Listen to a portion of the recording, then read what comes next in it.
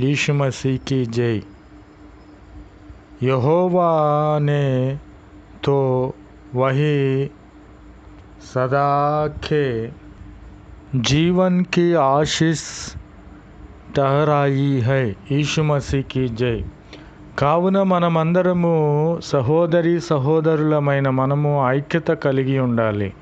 అంతేగాని మన ఎదుటివారి సహోదరులు కష్టపడుచుంటే, వారి శ్రమలలో ఉంటే మనము మాత్రము మంచిగా ఉన్నాము, మనము మాత్రమే జీవిస్తే చాలు, మనకు మాత్రమే మేలులు కలిగితే చాలని మనము అతిశయించిన ఎడల, గర్వించిన ఎడల, స్వార్థము చూసుకొని ఎడల ప్రభువైన క్రీస్తు వారు మనకు తగినటువంటి శిక్ష విధించే వారిగా ఉన్నారు. కాబట్టి మనమందము ప్రభువునందు